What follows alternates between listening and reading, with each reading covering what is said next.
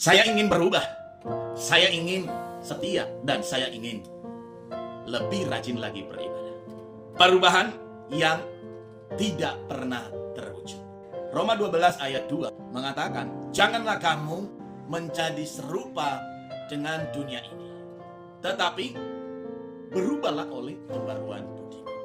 Perubahan tidak pernah terwujudkan. Banyak orang ingin mengalami perubahan dalam hidupnya. Mereka ingin menjadi lebih baik, lebih dekat kepada Tuhan. Ingin meninggalkan kebiasaan buruk mereka dan ingin hidup sesuai dengan kehendak Tuhan. Namun pada kenyataannya banyak perubahan yang berhenti pada suatu keinginan dan tidak pernah menjadi kenyataan.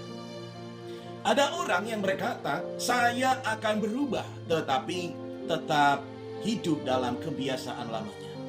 Ada orang ingin bertumbuh secara rohani, tetapi tidak mau meninggalkan dosanya. Firman Tuhan melalui Roma 12 ayat 2 ini mengajarkan kepada kita bahwa perubahan sejati tidak terwujud, tidak akan terjadi secara otomatis, melainkan melalui pembaruan pikiran dan penyerahan hidup sepenuhnya kepada Tuhan. Mengapa perubahan itu tidak terwujud? Perubahan tidak akan pernah terjadi jika tetap masih mengikuti pola dunia. Nah, ini salah satu perubahan tidak pernah terwujud adalah karena seseorang masih mengikuti pola hidup dunia. Ia ingin berubah tetapi tetap mempertahankan lingkungan kenyamanannya, kebiasaannya, dan pola pikirnya yang menjauhkannya dari Tuhan. Ada juga orang yang terus merancang perubahan, akan tetapi semua itu hanya tinggal rancangan atau hanya angan-angan saja. Pada suatu hari diperhadapkan situasi yang tidak memungkinkan sehingga tetap kembali pada pola hidup yang lama. Ya, ingat ya, bila masih mencintai cara hidup yang lama, tidak akan pernah terjadi perubahan.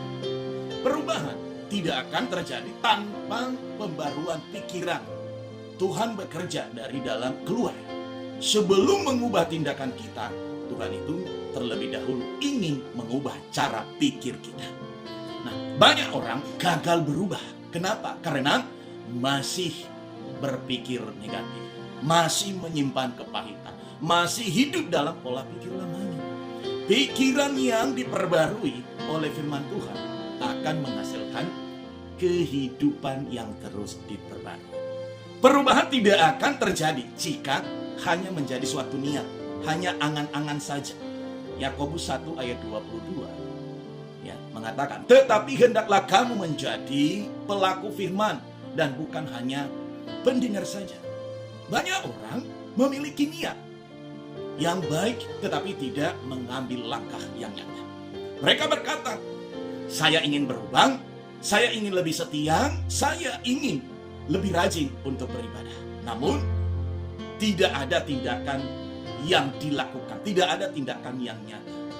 Perubahan sejati membutuhkan keputusan dan tindakan yang nyata, bukan hanya angan-angan. Jangan hanya merencanakan perubahan, tetapi mulailah melakukannya hari ini. Perubahan sejati terjadi ketika menyerahkan hidup kepada Tuhan. Roma 12 ayat 1. Ya. Persembahkanlah tubuhmu sebagai persembahan yang hidup.